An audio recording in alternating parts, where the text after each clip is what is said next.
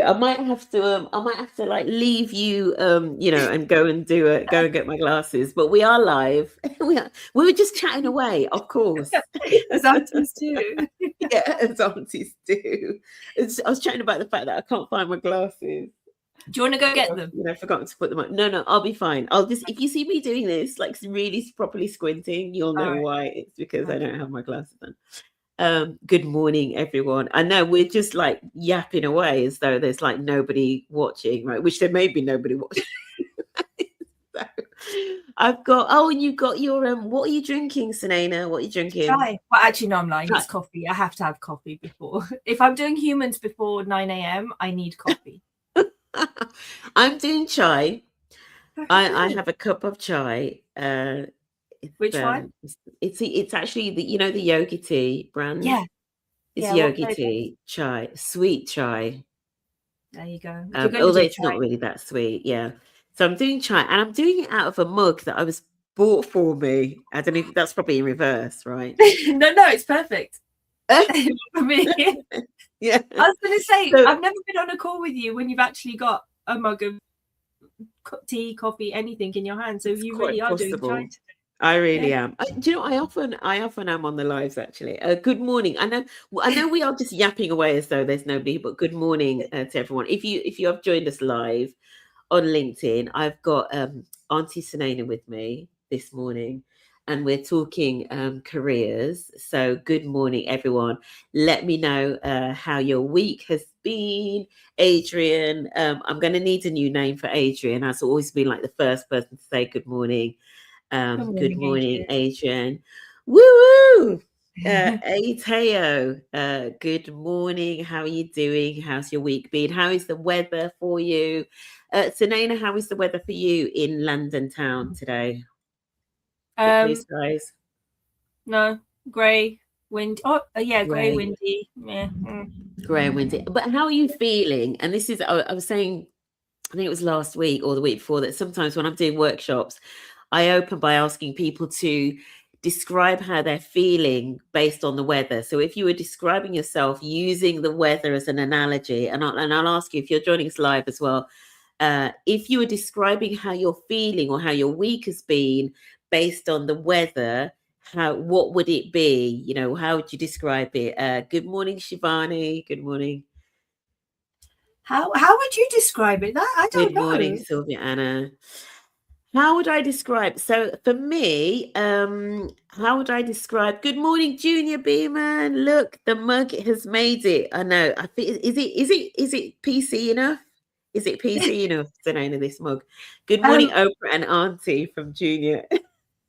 No rules with Auntie, so yeah. I tell you how I describe my week. Luxembourg is rainy. Joining us from Luxembourg. Good morning, Taya. Rainy. Great to see you both. Great to see you too, Taya. My week has been, I would say, it's been foggy, but the fog is clearing only because I've been in like ERG Summit planning mode. You know, we went down to the venue with Tanique, event planner, and that was really good because she kind of helped to lift the fog of all of the stuff that needs doing, you know, just before we kind of like do the live event. So that for me has been like, okay, the fog's lifting, right, around that really particular event. About this. It's just what came to mind. Grey, overloaded like the clouds, full of rain and ready to pour. Well, Teo, grab yourself a cup of chai or a coffee or a tea, and we're going to get into it. We're going to hopefully we're going to help those clouds to lift. I don't know whether you're just describing the weather or how you're feeling, but whichever hopefully between me and Sunaina, we're going to get those grey clouds moved away from Luxembourg. Robert, good morning, Robert. Sunshine through the clouds. Yeah, I've got a little bit of that, a little bit of blue and a little bit of clouds. Sunaina, come on, how's your week been? Describe it using the weather. All right. The wind has blown the dust away from some thoughts. I'm an overthinker when I get into something new with my work. Okay. I don't know if that's a me thing or if people can relate. Yeah. Definitely been a windy week and definitely blown away some of the noise And now I'm super sharp and focused. I'm Nice. traveling next week for a client, so I know exactly how that's going to go, and how the summer right through to September is going to go. So I'm very excited. Yeah. Good. Yeah, perfect. So yeah, that's as I was saying last week, that's kind of one of the icebreakers that I use when I'm doing workshops and stuff at the start. Like, describe your mood. You know, if it was the weather. Good morning, Denise. How are you? Denise, Sunaina, you brought out the big guns this morning. I always say that. It's so lovely to see Denise. You brought out the big guns. Right. So we're getting it. Career chat and chai. So if you haven't, get your coffee, get your chai, get your tea, get your lattes, whatever you're drinking, get your matcha. What's your drink? Put your drink in the chat. Sunaina's drinking coffee because she doesn't normally do humans before 9. Never. I am actually drinking chai in honor of Auntie Sunaina. Can I tell you about my mug? Can I tell you about my mug? Tell us about your mug, yeah. Right. So it was that employee engage event, right? It was a freebie. Yeah. But I have to tell you, if you're neuro sparkly like me, this is a game changer. So I'm very sensitive to touch, and like my sensory processing is heightened. So this cork bit around here is so comforting when I'm having a drink. I can't do mugs anymore.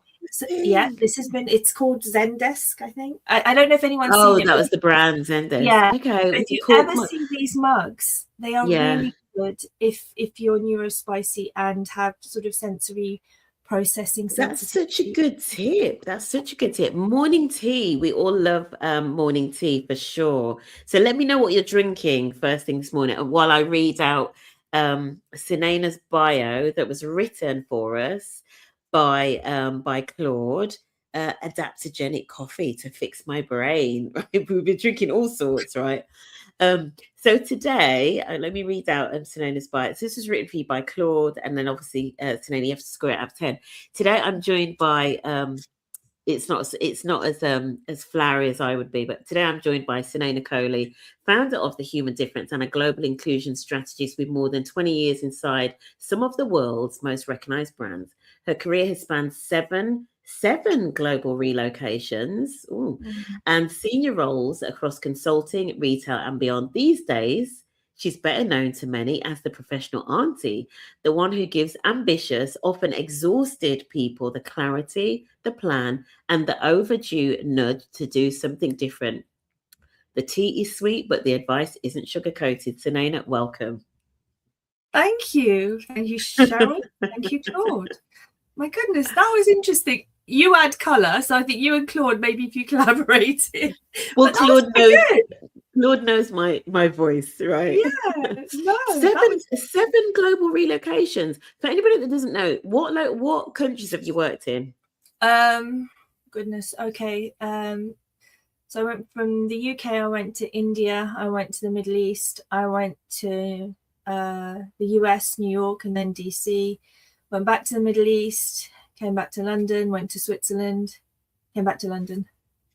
Nice. I think a really global career, actually. We were just talking kind of, before we came on, I was talking about like different cultures in companies now, which is really interesting. But I think it's great that you've got such a broad sort of like range of experience, because I guess really useful, right, when it comes to the career conversations. Yeah. And I'm woo-woo as hell, right? But my career is testament to what I tell people or guide them and advise them. But I only applied for one of those jobs. And the rest was like a tap on the shoulder, or gifted, or, moved into that role. Yeah. That in itself, we could, we could literally do we could have done a whole LinkedIn Live on that. Like, almost like how to get the role that you don't even even have to apply for, right? Because that in itself, and the term I used there was like a tap on the shoulder. But it does exist. Like, people do get moved into roles and nobody sees them. Nobody sees the role advertised. They don't have to apply for it. And there is a way to do that, right? There are things that lead up to that, which maybe we'll get into today. I have a if funny we have story where there time. wasn't even a role, and I kind of Go for it. really okay very Uh-huh. quickly. So I was in the Middle East, and I've posted about this before ages ago. I was in the Middle East, and I was seeing a guy from the US, and I just got into PwC. I'd been there 10 months, and I wanted a relocation to New York. And everyone's like, what the hell? You've got to turn over like revenue in the millions and do this and do that. I was like, no, I'm going to New York. I basically cornered an exec on his way back to New York in his taxi on the way to the airport, had a chat, and I said, I need to be in New York by like the end of the month, 6 weeks, something like that. He went, Sunaina, I'll phone you by Friday. And everyone laughed, going, he's not phoning you. You're never seeing him again. He phoned on Friday and he said, I've got good news and bad news. The good news is I've got a job for you. The bad news is I don't know what it is. I'm going to send you a job description. If you want to take a look at it and then let me know if it works for you, let's do this. I love that. I love that. And even when you said you like you cornered him in a taxi, right? Yeah. Now, we're not encouraging stalking on this LinkedIn live, but there is something about first of all, there's something about proximity, right? And I'm not going to get into all of that thing about whether you do or don't have to go into the office. But the thing is, you made it happen because you kind of like you sort of like physically cornered him, or at least you got his attention, right? And there's something about that, isn't there? Just having that sort of having the kind of the gumption to go and do that. Yeah, because I had to arrange his ride to the airport. So he was like coming out, so Sunaina, thank you for arranging. We'll talk when I'm in New York. I was like, no, I'm coming with you. We are going to the airport together. And he was like, oh, okay, we're going to do this. Yeah. But he was brilliant, and he was my boss for like 3-4 years. But what a guy! And do you know what? And I'd love to get your thoughts on this. But one of the things I say to people, I literally said it to somebody this week, and they'll know if they're watching, right? But I said, I think I can't remember what the situation was, but I was reminded of I had somebody in my team years and years and years ago, and we were working on a program. And if she needed to get hold of one of the execs, and maybe they weren't, replying on email or whatever, she would literally follow them around the office. I think she followed one of them almost into the gents' toilets, right? I'm not necessarily advising that, but okay, I wouldn't do that. Sometimes it's literally things like, if you know where they are going to be, being in that office such that, the next time they go to the coffee machine or whatever, you can just literally grab a minute with them and give your elevator pitch. Like, it's so important. Like, you've got to be strategic for sure. Yeah, no, without a doubt. And brave. Just do it. What have you got to lose? What are they going to say? No, absolutely. That's it. Move on to the next subject. And this links to my first question. So you've got this quote in your about thing, which is, nothing is coming to save you. Nothing is, and I guess nothing and no one is coming to save you, right? Where does that come from? Is it savage? Yeah. Yeah. Okay, so whatever I'm going to say, before, if you don't know me, and I think pretty much everyone does, looking at the group, but so I'm very opinionated, but that comes from a place of experience, both my own and what my clients have and are living through, right? So it may not be your experience, I respect that, but this is what I've seen and heard. Also, my burnout 4 or 5 years ago led to a stroke and a heart attack. I don't have time to mince my words because I don't want this happening to other people. So that is where the savagery of like sometimes the things that I say, because this is serious. This is not, migraine is not light. It's not simply being tired. It's so much more than that. So nothing's coming to save you. It's, I think, my own reflection in looking at my clients, like, the system is broken. Or was it designed that way to keep certain people in their careers? So that's a conversation in itself, right? I'm not even going to read Junior's yet because it's going to put me up. I'm going to read that. I have to now. How to corner them. An alpha auntie, thank you. This is like a webinar on how to become an alpha male. Don't even get me started on the photo I had to take of a car this morning while I was on my morning walk. That's the whole nother LinkedIn live. We'll do that a different day. But you were saying, Sunaina, yeah. I forgot what I was saying. Hang on. Yeah. So the system itself, questionable, right? Yeah. There's a lot of companies, and I find this really shocking. And I think it also depends on the culture, the maturity level of your organization, how they revere the DEI, ERG roles and that world as well. Yeah. But very often, the way we come into organizations and we're promised career progression, opportunities, all of that, the world is so chaotic, we're not seeing that anymore. Okay. So I think there are managers who are not always the right people in those roles to help us advance our careers, right? You can have a good manager, but the talented managers are really difficult to, because they haven't all got people experience. They haven't gone into that role having led teams necessarily, or having had that experience to manage people in such disruption. There are organizations that don't go on. What I was going to say as well, I think sometimes we forget that managers often are busy thinking about their own careers.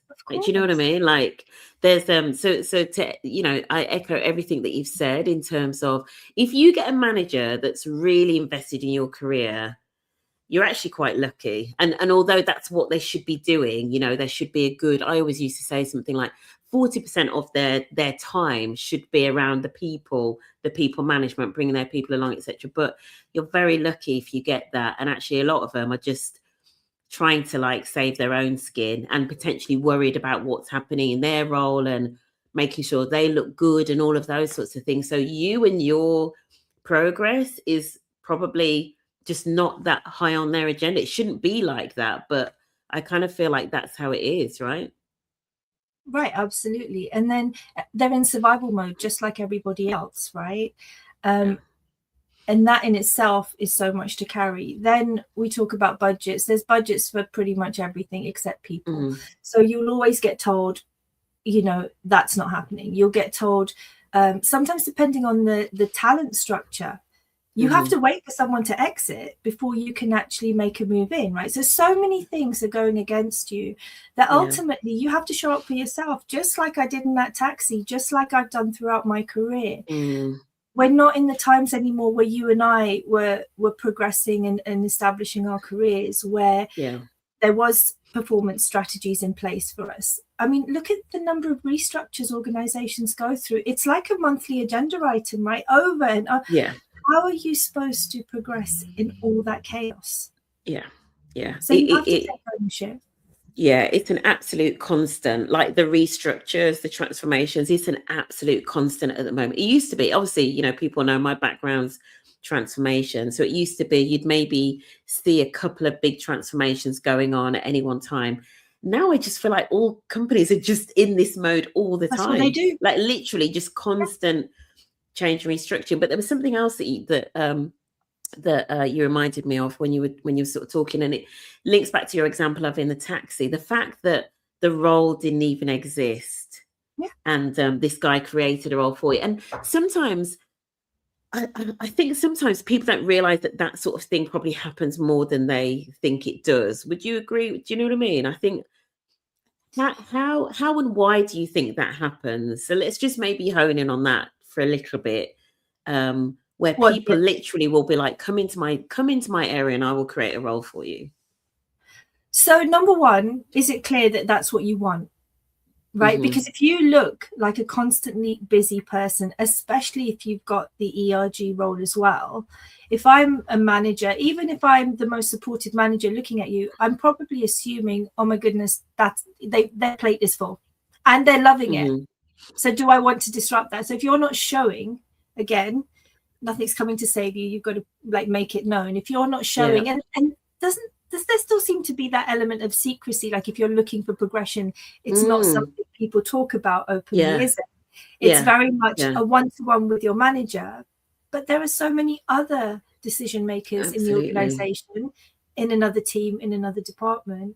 I don't know that we make it obvious enough that we have interests beyond what's on our plate. Absolutely. So for sure, that is the first thing, like, making it known, especially if you have those like sponsor figures, whether or not they're called sponsor, it doesn't matter. But No, a decision senior makers. person, decision makers, influencers, senior people that like have, they have budget potentially, or they have the ability to make these things happen. As Sunaina said, as the first thing that Auntie Sunaina said, that you need to write it down, make it known that you are looking for something, right? And even if you aren't clear exactly what it is, but maybe you know that it's in that area, make it known to them. Like, definitely, absolutely make it known to them.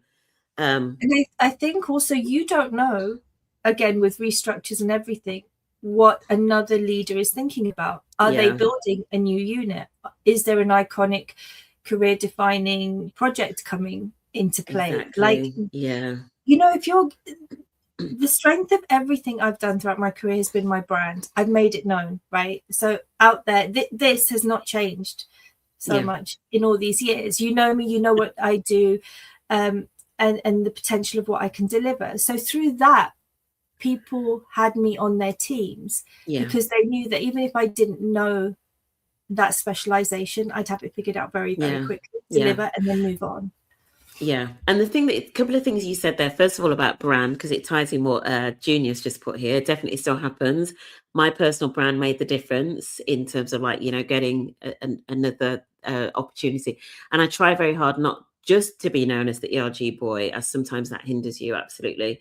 And also the thing that you said, Sunaina, about you never know if a new opportunity or a new project or a new something or other is coming up. And it's a bit like, I know Denise Myers, who's on, will know this as well. There's a statistic, isn't there, about the percentage of jobs that aren't ever advertised, and sometimes it could be because, and fortunately and or unfortunately, some of these systems, right? And you talked about systems at the start.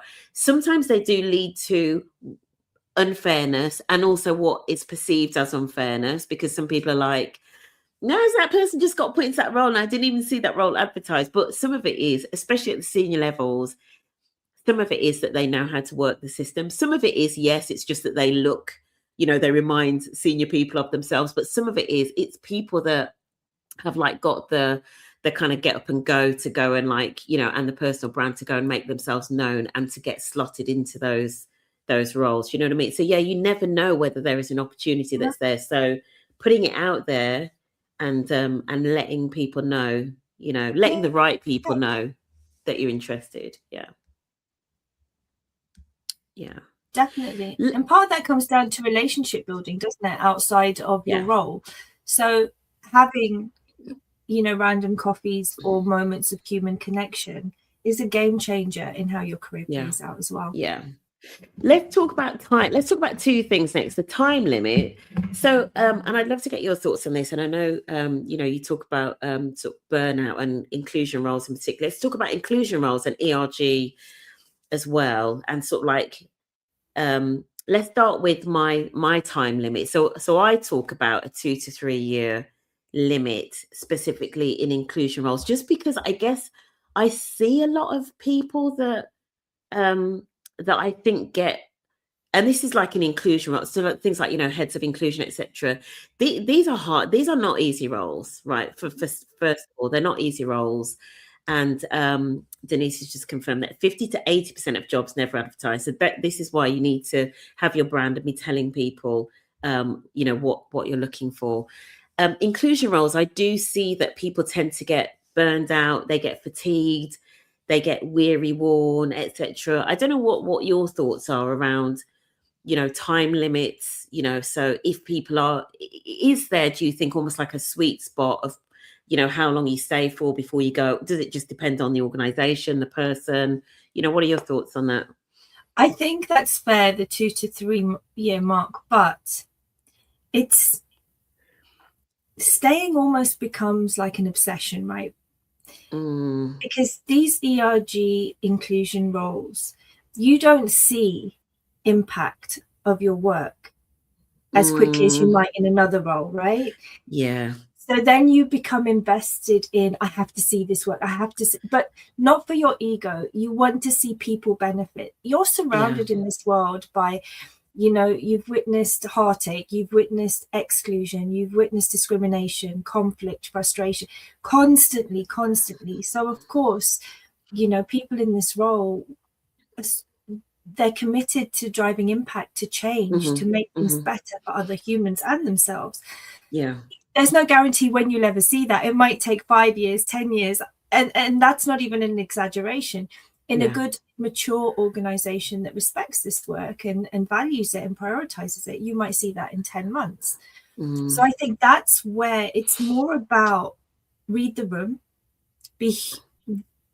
be viciously honest with yourself. Where is this going, and who's hurting you before you're going to see the results? I've done exactly that towards the end of my corporate career. I stuck it out even though I was on my knees after my burnout.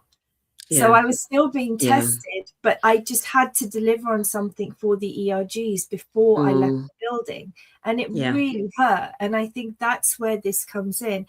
This is emotional, unseen labor. No one is coming to support you or save you.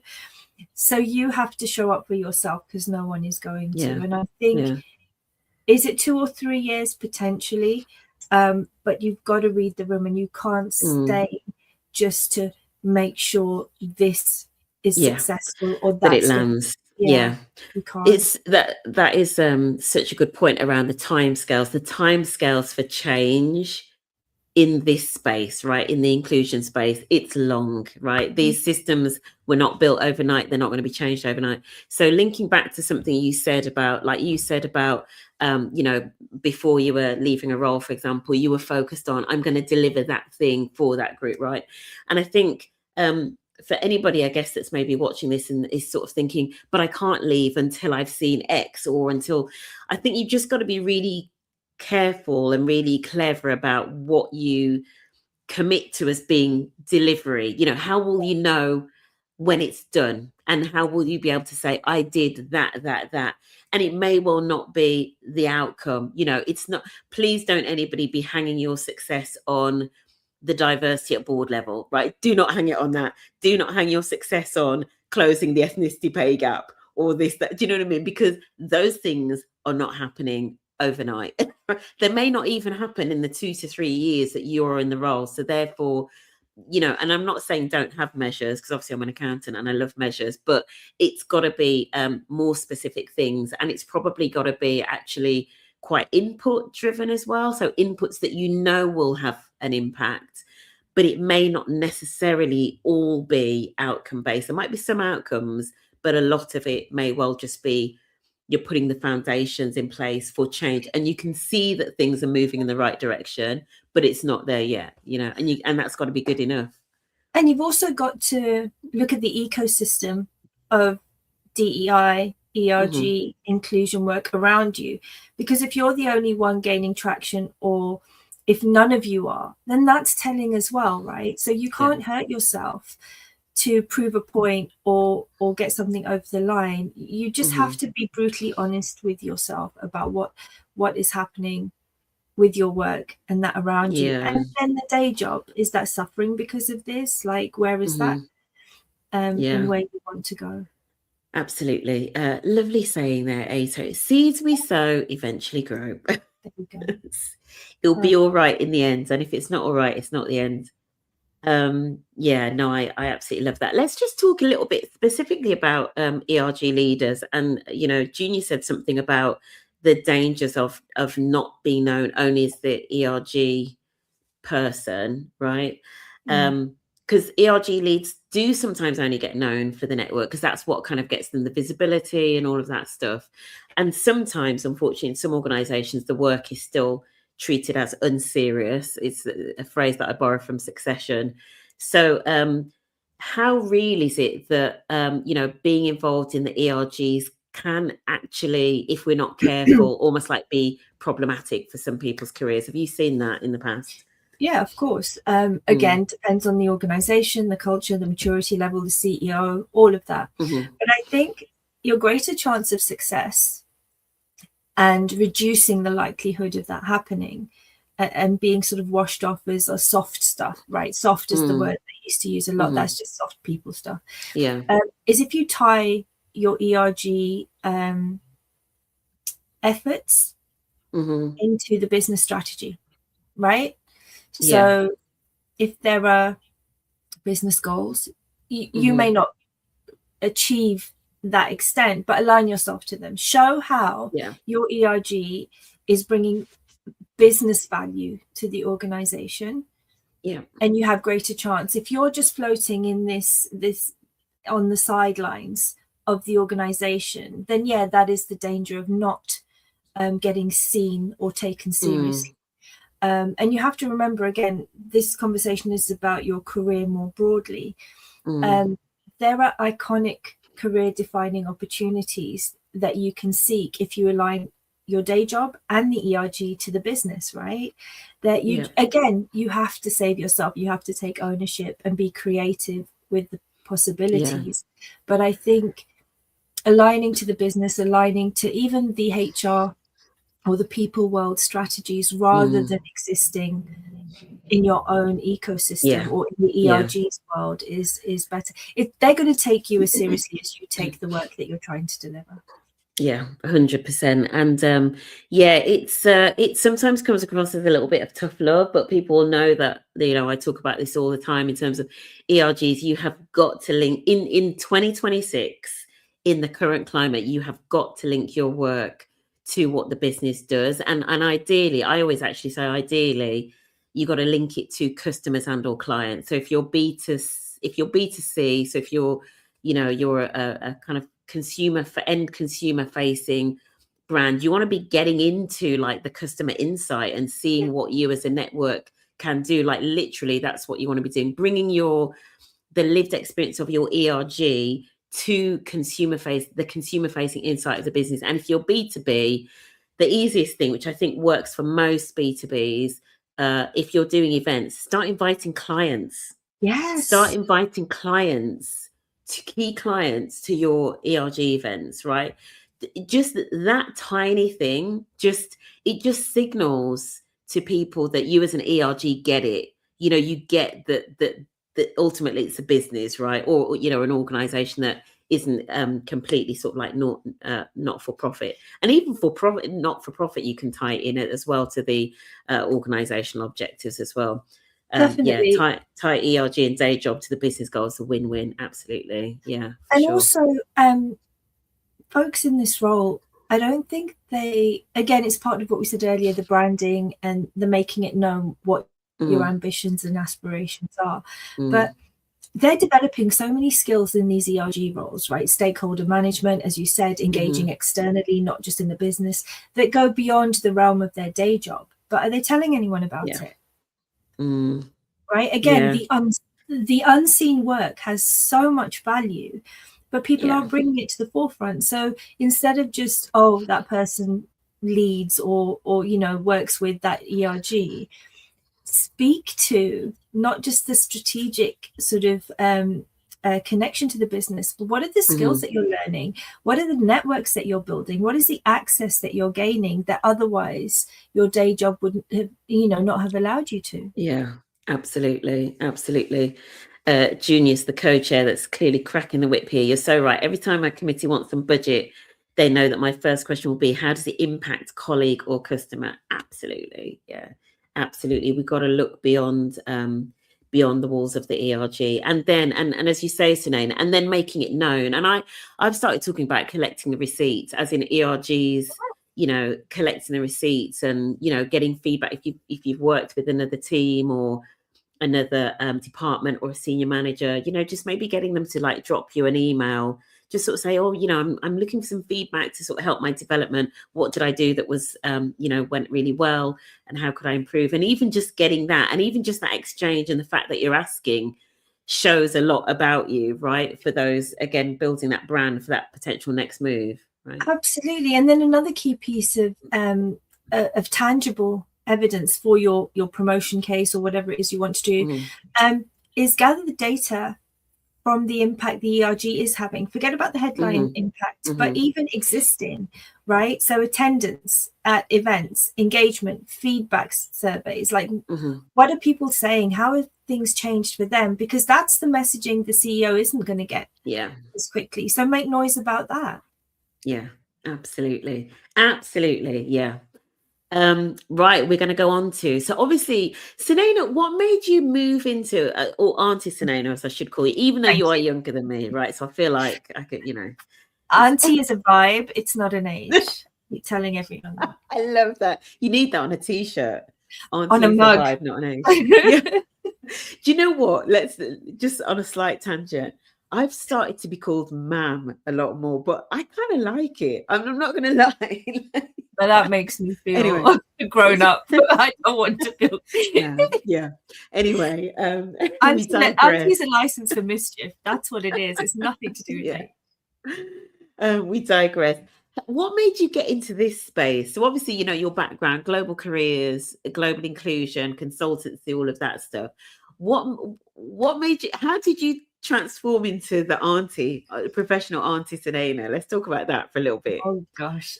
Okay, so maybe you can relate, but if I look back at my career, this has been the default, and maybe that's the DEI roles I've always had, right? You become the go-to. I've always been, I guess in my role as DEI leader, the ERGs, I would always nurture them back in the day with this advice. Right. I would always see them, because no one was looking out for them. It was just take, right? But I would stop and go, what's happening in the day job? Did you get that promotion? Did you get your performance rating? Back at PwC as well, it was very competitive. So I would always be there doing that because I believed in them. I was doing performance reviews for ERGs like 15 plus years ago. And when it wasn't a thing, and managers would go, why do I care what you did for that ERG? And so that has always been a default in me, whether you worked with me or not. And then I think as my career went on, again, even if you didn't work with, what I'm like, right? It just happens, and you want to help people and see them do better. So then when I started up the Human Difference, and especially with all the chaos of the world, certainly over the last 3 years, we're just spiraling, aren't we? And a lot of the work in the Human Difference started to become one-to-one with leaders who wanted to understand, how do I navigate this world? What is going on? I'm coming across the wrong way. That's not my intention. But then I'm fearful of this. But then, I'm being told that. And then my people hate me. Or do they hate me? I'm not sure, because I haven't even put my head out there. Like all of these things. And that became more and more of the work, as well as the strategy work. The one-to-one was really important. So it was literally just a conversation with someone. I was saying, how do I get, maybe through LinkedIn, how do I get it out there that it's okay to be this, it's okay to be brave, it's okay. How do I get those messages of being the human that you want to be, and also retain your professional sort of persona? And we were just talking, and she went, oh, you're just the auntie, aren't you, really? And I was like, oh, there is something in this. And then I started positioning it. And then I spoke to someone else, actually. I was working with them on sort of how do I figure out LinkedIn? What do I do? And they said the same. They echoed it back within the universe. Once you start something, it just and then I started, as Leah Vernon would say, kikiing about on LinkedIn with this persona. Meant literally no attachment to it. I was just playing, and I'm getting people in my DMs going, auntie, can I book you? How does this work? What's that? auntie? And then they're tagging me on other people's posts going, auntie, is this right? And I'd be like, this is a thing. And that's where it started. And it's literally like a second business now. I have clients in 11 countries. They are all at different levels of their careers, and it's soul work that I think people need. And it's connection, right? It's comfort, it's connection. I think Auntie diffuses fear that people have in what they can and can't do. And as I say, it's that license, isn't it, to just play. Because if I'm not having fun doing my work, I don't want it. Yeah, and even the word auntie and the use of auntie, I guess especially within certain cultures, within certain black and brown cultures, it kind of has a there's like we all sort of know what it means. It's quite hard almost like to put into words. You know what I mean? But it can. But I think we all get it when we hear that term auntie. It's It's somebody that you look up to. It's you sort of grow up. The culture that I grew up in, um, women, for example, who were say friends of your mom, you called them auntie. Like auntie, that, yeah, it was just 100%. the norm, right?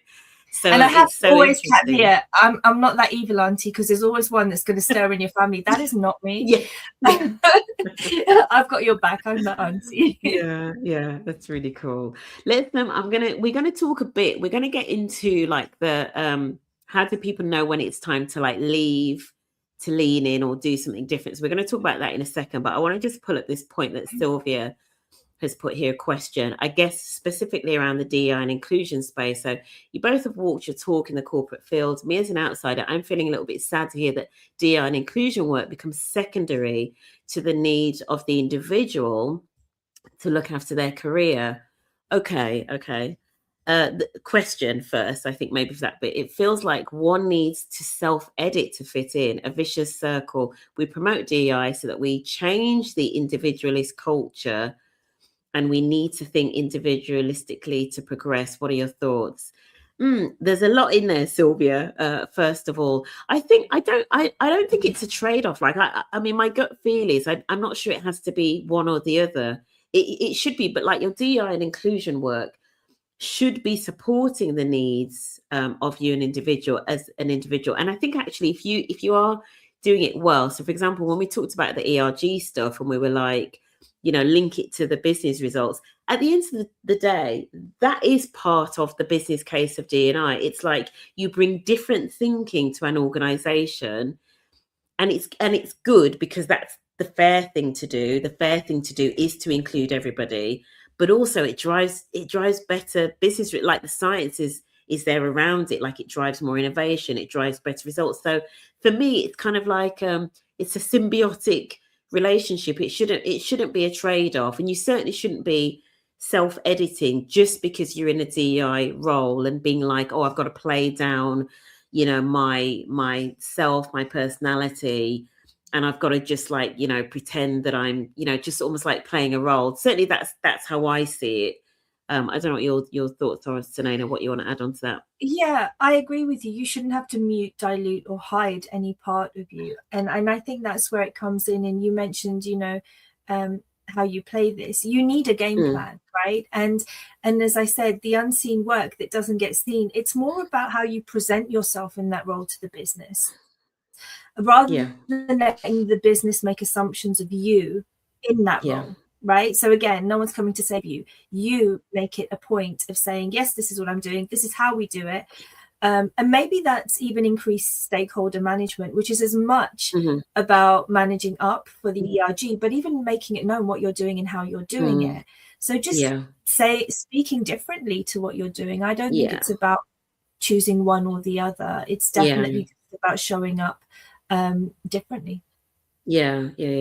And Sylvia, your last point here, we promote DEI so that we change the individualist culture, and we need to think individualistically to progress. What are your thoughts? I mean, I feel like that's a whole nother LinkedIn live that might need to come on in live. Because I guess there, Sylvia, you're talking about like an individualist culture versus collectivist. Which is potentially a whole nother rabbit hole that we may or may not have time to go down. But I love that point, Sylvia. I think it's really thought-provoking, and definitely something that I would encourage people to maybe talk about, back in their teams and in their ERGs, for example. Let's just talk about some of the advice that you provide, Sunaina, as the auntie. And these sorts of questions, for ERG people, for example, should I go into like a DEI role full time? So many ERG people think about that. Should I stay in this organization? Maybe to Sylvia's point, this organization is still quite toxic. Should I stay?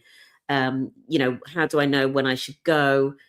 Should I just stay and be more resilient?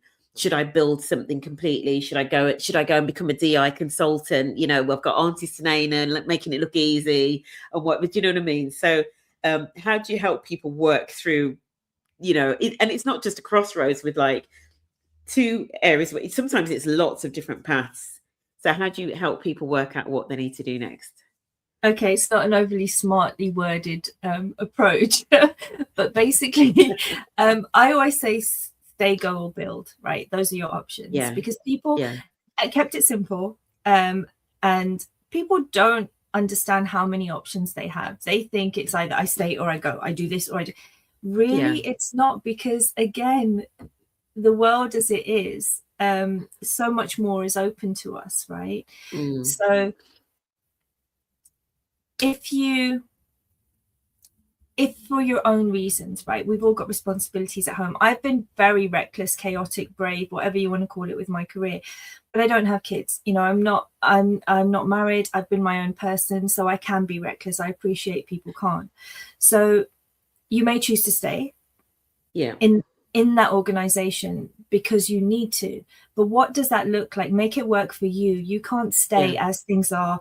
You're getting overlooked, you may be hurting, it's soul work, it's emotional labor, it's burnout, and all that is real, but you can't go. So you stay on your terms. So then I might work with a client to help them to understand what strategies look like and daily actions where they're showing up for themselves first, as they should, and still delivering, but on their terms where it's not hurting them. So boundaries are reinforced, and how to do that respectfully.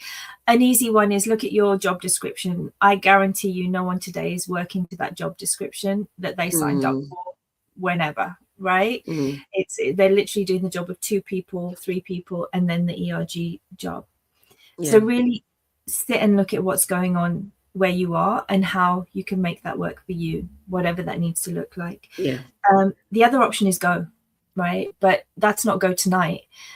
That's not even a sensible sort of conversation to have, but I call it planning your secret exit, or secretly planning your exit, right? You may go in 6 months, in 10 months, but while you're here, you need to do the foundational work. So you don't go into the next job dragging all this heavy weight and making the same mistakes. And I use that word lightly because you obviously didn't knowingly make them, but you've fallen into these corporate traps and spaces that haven't helped you.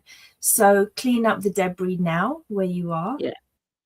And then the woo-woo bit is, and what I said at the start of this is, my clients don't chase, they don't apply, they attract opportunities. And time again, I've proved this, right? They attract because you're operating from a different, calmer space.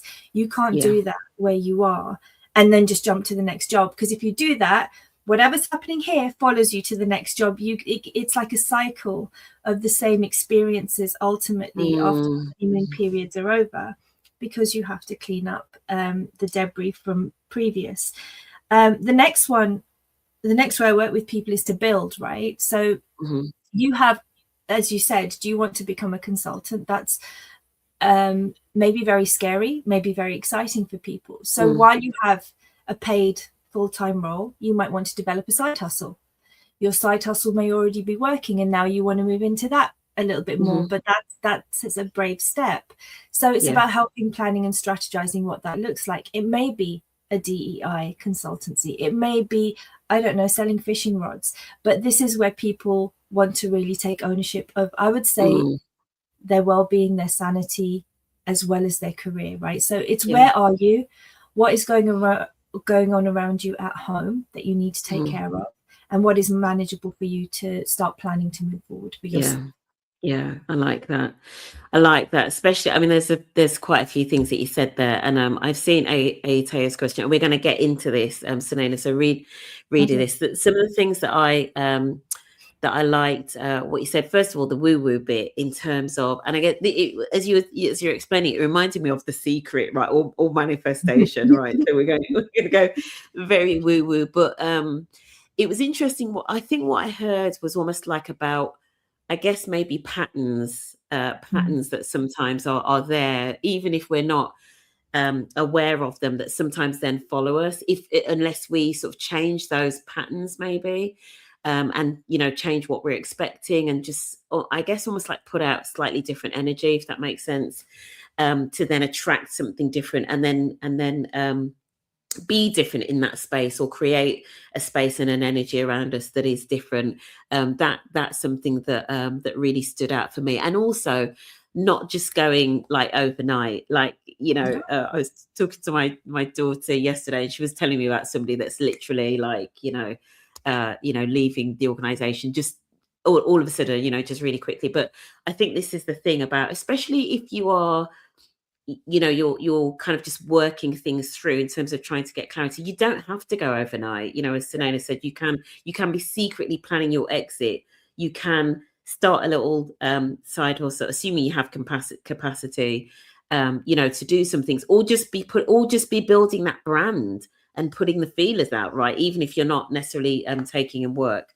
So let's just have a look at Aitea's question here, and you may need to follow this up in the DMs with Sunaina, Aitea, but I assume Ian is employee networks, objectives, connection, career, community, etc. is so central to my values. I virtually do not have an issue until one, I'm only becoming known for this work, which I would completely agree with. My organization does not see ERG as paid roles. They say they take it seriously, but the workload plus ERG is a massive overload on the nervous system.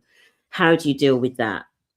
Let's maybe do that bit, and then we'll come on to the next bit, which is about progressing. So how do you deal with maybe organizations that don't take ERG work seriously, and where it actually is a massive overload in terms of like workload, emotional labor, etc. Just your thoughts on that, Sunaina, in terms of advice. Yeah, I would really pick your battles, because you trying to be super ambitious in a space that's going to keep you down, or not value your vision and your effort and what you're trying to bring, is only going to hurt you. So again, no one's coming to save you. Take care of yourself. What is it that the organization has appetite for? And then design, build, and deliver to that. Because, going back to what you said about the 2 to 3 year period in these roles, imagine 2 to 3 years of disappointment, of begging, of fighting, of hoping, of pleading, of waiting, of being told no, maybe. It's a horrible place to be. So don't do that to yourself. And sometimes, and this is in the most extreme case of where this work is just going to hurt you, like walk away, you can put that good effort and energy into a charity externally for the same community that you're trying to support, right? And build a skill set, build a network externally that may serve you and your career differently. So that is only extreme cases, but I think really read the room, understand what's going on, talk to other past and present ERG people. What has their experience been? Because you can't hurt yourself. And if they couldn't change it, and the system is the way it is where you work, then you need a decent game plan that you're both fulfilling your purpose, but also not hurting your soul. Yeah, absolutely. And I would also say, I completely agree with all of that. I would also say set some boundaries. And it links to what you say, Sunaina, about, no one's coming to save you. So I would say set those boundaries if you need to, around your time, your energy, your emotion. Like, I said to my daughter recently, I was like, I literally said, don't let that organization turn you mad. And what I mean by that is, don't allow them to have all of your energy and all of your, especially if you're not in a space where it's clearly being valued. Like, I genuinely just think, you've just got to set some boundaries. I'm not sort of saying walk away and flip up the table and all of that sort of thing, but there's just a way of just pulling it back. And especially, I don't know how long, if you are in, for example, the employee network role, I don't know how long you've been doing that, but there is a way of potentially like looking for your next successor. So you can actually start to have almost like an orderly exit, right, from your employee network. So work out an orderly exit. Do you know, I'm working with someone right now who's been trying to get a successor in for 8 months. They've done such a good job. but also it shows that no one else has the capacity to do it. So what they've done is they've gone, no, great job, carry on, and no one's coming forward. Like it's just, you're doomed if you don't do, and you're doomed if you don't. So they're stuck in this role, which I don't want them to end up resenting. Because they've done such great work. And ultimately, at the end of the day, it's not their problem if they can't find a successor. It's not their problem. I was saying this to my daughter. I love giving advice to Gen Z. I am like an auntie. It's not your problem. Like, if there is nobody there to take over the ERG, it's not your problem. Like 100%, it's not your problem. A real kind of invisible emotional pull, right, is loyalty. I don't know what it is, but we have it in us when we're in corporate, right, to be loyal, to do well, but loyalty is not working both ways, right? So again, no one's coming to save you. Start showing up for yourself.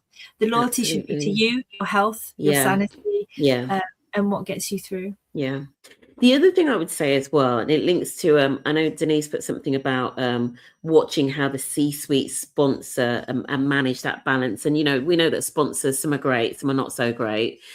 But because sponsors have, and I don't know whether you've seen this in any of your work, Sunaina, but sponsors have a similar issue actually with the ERG stuff. Sometimes I sense that sponsors pull back because they don't only want to be known for the ERG, right? Because they've got big operational responsibility, and they don't always only want to kind of be the face of the ERG. So I sense almost sometimes that sponsors pull back.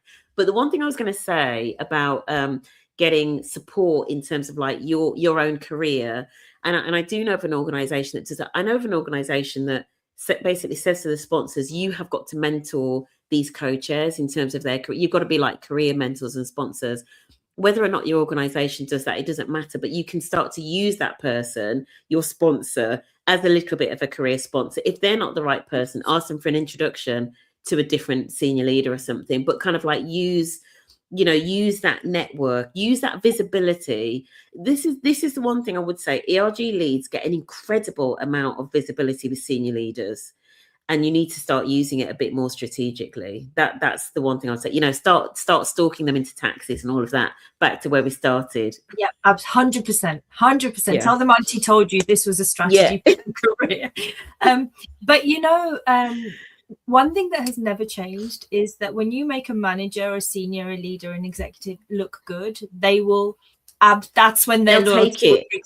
They will take it. Yeah, it's ego-based. You have to make them look good. Delivering results. If they're the only one at the C-suite meeting that month talking about impact being made in the ERGs, they're looking good. They will stand by you. And I'm even to the point of beyond that organization, because right now I have someone whose ERG sponsor is helping them with a contact outside the organization with a new job, because that's incredible. And it is down to like being a good human from that leader perspective. They see her, they value her, they know what she's been delivering, but she's been making him look damn good for 2-3 years, delivering hard.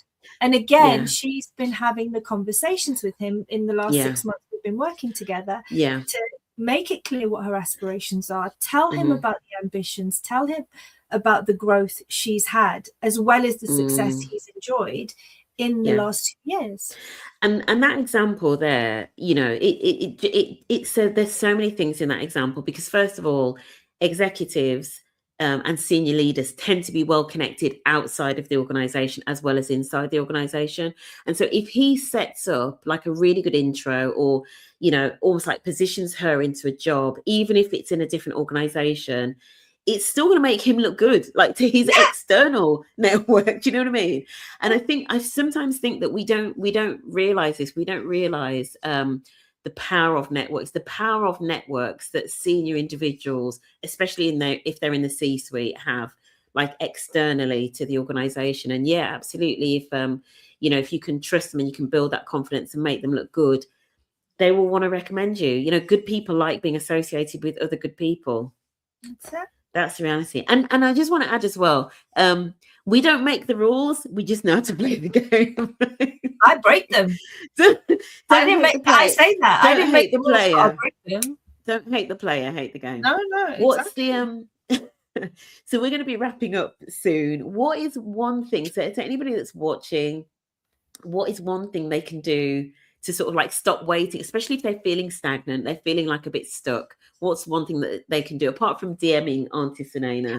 Thank you. I was going to say hello. No, what's the one thing they can do? Okay. The biggest thing they can give themselves right now is clarity, right? Because unless you've got that clarity, everything else is just hopes, wishes, frustrations, dreams, missed opportunities. So literally, paper and pen, sit down and make a list of all the things that are going on, right? So here, the things you've achieved, what you've done, really nice kind of reflections on what has fueled you and what you've delivered, right? Because it reminds you who you are, no matter how tough it gets, whatever you're going to go through, it reminds you that, yes, this, and this, nailed it. Then start thinking about what does next look like. 2 columns. 1, the things you want, right? So what would fuel you? It's not just the job, the title of the pay, but the actual in the day-to-day. Right, I manifested, I'm not joking, I manifested Switzerland. I wanted a car park because in Dubai we would scream at each other for car park space. I wanted views. I was in the mountains with my own car park space as a director doing all this, like wild. But what do you want? What's really greated you and what makes a difference to how you will fuel your career going forward? But the next column is more important. What do you not want? Because no one talks about that. Make it very clear, whether it's woo-woo to the universe or clarity in your brain.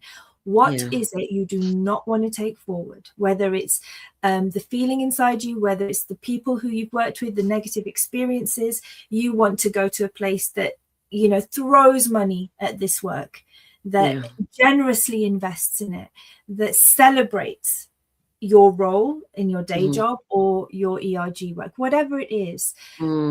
Get that clarity, because you can't plan if you don't have clarity. And also pacify yourself that actually, I'm frustrated, things are not happening how I want, but actually there's also this. So I think give yourself clarity. And then I love that. I love that. Call Sunaina, and best place to connect with you is on LinkedIn, right? Here on LinkedIn. I love that. Those lists are kind of like, you know, reconnecting with who you are, being really clear about what you want, but being really clear about what you don't want. I feel like a lot of people go into roles, especially like new jobs, because you get offered the job or promotion internally and you're flattered, but actually it's full of things that you don't want, or it's an organization that is full of things that you don't want. And you kind of just ignore the red flags because you're so busy being like flattered and all of that stuff. You just take it. You're like, oh gosh, I'm going to take that. You know, I'm so glad to get this thing, and then lo and behold, it doesn't work out. So that clarity, I think, is super important. And also, don't fall for like the sexy brand, because the number of people I've seen over the last 4 years, 3-4 years, who have gone to smaller brands that maybe aren't as well known, but my goodness, are they getting taken care of? People really care. It's absolutely, you know. Because I guess the bigger brands are lazy, right? Because they think, because they have you know, more applications than they know what to do with. Some great advice, Auntie Sunaina. Thank you so much to everybody that's been with us, especially like people have been with us from the start. We've even gone over the hour. This is thank you so much. We don't usually go over the hour, but thank you so much. If you do want more information, or you just want to, you know, pick Sunaina's brains, please do drop her a DM. DM me, Cheryl sent me, because I always tell people to DM me certain things, because then I know it. Cheryl sent me. That's it. DM Cheryl sent me if it's from this live. Oh, honestly, it's been too long since we've had you. And for anybody that hasn't met Sunaina in person, so Sunaina is one of our incredible co-hosts at the ERG Leader Summit, 3rd year in London. 3rd year we're going to be. So you can see Sunaina in the flesh on the 18th of June, having a fireside chat with Lush. with Lush Cosmetics about ERG impacts, right? And how to do it. So I am so excited for that one. And also, Cheryl, congratulations to you. 3 years. Like, that 3 is years. very impressive. Like, I'm Third year. so proud of you. Yeah. Oh, thank you. And thank you for being there from the start. And to all of the people in the comments, I know there are people in the comments that have supported it, have even, people like Denise, for example, that when this literally was just a seed that was planted, were kind of like encouraging. So thank you. Thank you so much. Thank you for staying with us literally for an hour and 4 minutes. If you're watching us on the replay, thank you for taking some time out of your day to sit with us. Have a great weekend. Thank you again, Auntie Sunaina. Happy weekend. Thank you.